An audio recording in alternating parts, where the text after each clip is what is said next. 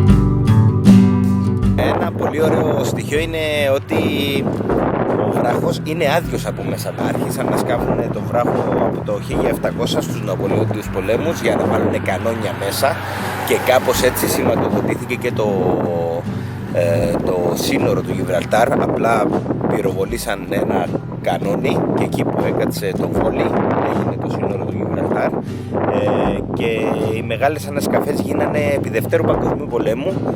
Μέσα ο βράχος έχει 35 μίλια οδικού δικτύου, είναι σχεδόν 50 χιλιόμετρα, λίγο παραπάνω, το οποίο είναι περισσότεροι δρόμοι από ό,τι υπάρχουν από την έξω μεριά. Οι δρόμοι είναι σε διάφορα levels και εννοείται ότι χρησιμοποιείται από το στρατό. Εννοείται ότι ο βράχος χωράει μέσα όλο τον πληθυσμό του Γιβραλτάρ σε περίπτωση οποιασδήποτε επεισοδίου, οποιασδήποτε κρίσης. Ναι, πάνω κάτω όλα μυρίζουν Αγγλία εκεί μέσα, English breakfast και τα λοιπά, στερλίνα παίζει και είναι ένας παράδεισος της φορολογίας. Πολλά μαγαζιά με ηλεκτρονικά, με κράνη, με μοτοσυκλετιστικά, με μπουφάν. Πάω στο τελεφερίκ να πάρω το τελεφερίκ να πάω πάνω στο βράχο, στον ιστορικό βράχο του Γιβραλτάρ. Υπάρχουν πολλά πράγματα να δει κάποιος στο βράχο, κάτι σπηλιές και κάτι πυθίκους. Πανάκριβο όμως. 4 different stops take you to the pillars, the caves, the monkeys and the views of the northern side, all included €1 difference to the cable car, and you save the walking. And remind you, the cable car, once they drop you on the top, you have to walk 2.5 hours. How is this tour going? With the minibuses. With the minibuses. With the minibuses. We drive it to all the How sites. much does it cost? €35.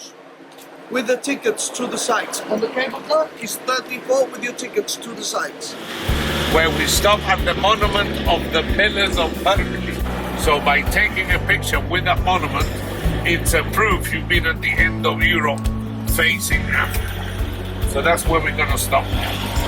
Από την αρχαία μυθολογία πιστεύετε ότι ο Ηρακλής χώρισε την Ευρώπη από την Αφρική για να επιτρέψει στη Μεσόγειο να εισχωρήσει μέσα και πιστεύει ότι εδώ στο Γιβραλτάρ είναι η μία κολόνα του Ηρακλή και απέναντι, τα βουνά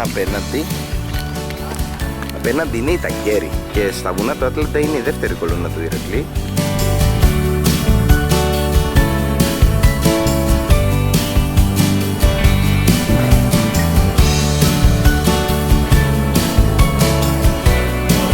Στη σπηλιά του Αγίου Μιχαήλ, σε αυτή τη σπηλιά διοργανώνονται διάφορες συναυλίες και διάφορα μουσικά event.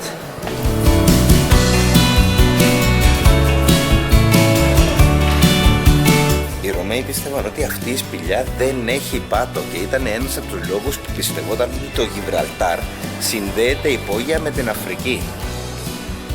Ναι, πάρα πολύ ενδιαφέρον. Δες εδώ.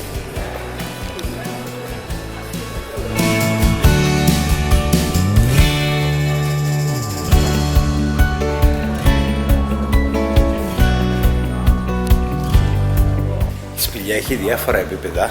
Μόλις κατέβει ένα επίπεδο πιο κάτω, μετά πάει πιο πάνω, μετά ξανακατεβαίνει.